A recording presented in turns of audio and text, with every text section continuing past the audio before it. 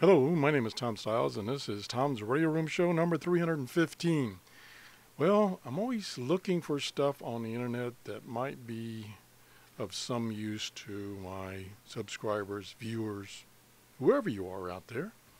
And one of the subjects that I've been working on recently because my shortwave reception has just been terrible. And this is not another whining show about shortwave. But it's another show about some information that might help you.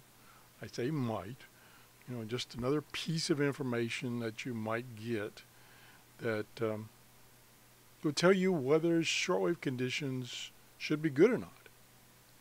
So I'm going to show you another web page that I found that explains these charts about the solar conditions.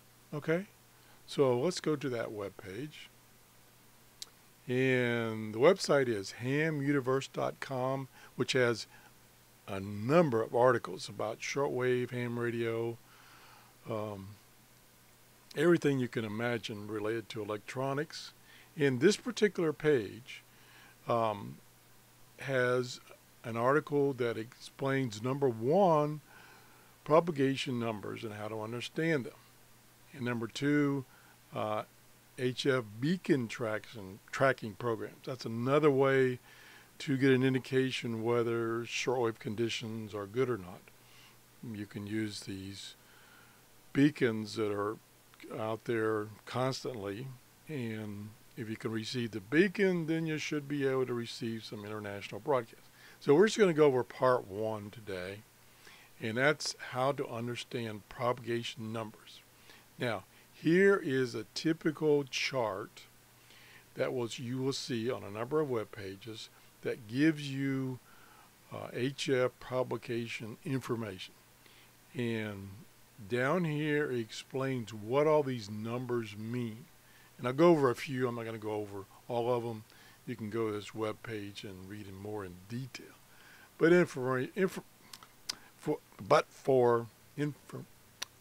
I'm tongue-tied today again. Brain not working. What can I say? Getting old. Anyway, if we look at the first number here, which is solar flux, which I've talked about before, and right now it's 103, and it comes down here and explains what that number means. It says, number one, high is good. A high number is good, and gives you some examples. 70, conditions are not good. 80, good. 90, better. And 100 plus, like 200 or something like that, then conditions should be good. So that's what that number. Now, the next number is A index. And it comes down and tells you what A index means and what you should be looking for. Should be looking for a low number. So 1 to 6 is best, 7 and 9 is okay, 11 or more is bad. And, for me personally, I think back up here at solar flux, 100 higher, much higher. 100 is marginal. A index, 6 or less is best. 7 and 9, not too good. 11, not too good. Again, these are just indications. And then it talks about the next number, which is the K index. Again, low is good. Tells you, what's good and what's very bad. Above 5 is very bad. Explains what the K index is. And so that gives you some information of what those numbers mean if you see one of these charts. And they come in various forms. This is not the only form that you will see on a website. Now, if I can find it real quick here, should have left it up. And let's go to history because I was just looking at it. Here is a website of mine that I've had for a long time, but I'm updating it because I haven't updated it in a long time. And basically what this website is a collection of articles, a collection of YouTube videos related to shortwave radio, ham radio, and scanner radio. And over here I've added 2 of these charts. This one is exactly like the one you saw. It's constantly updated. And then here's another form which gives you a breakdown by band and conditions for both day and night, for instance. And this is, updated. So this is like, this tells you this was updated on the 31st at 1654. So that's my new website.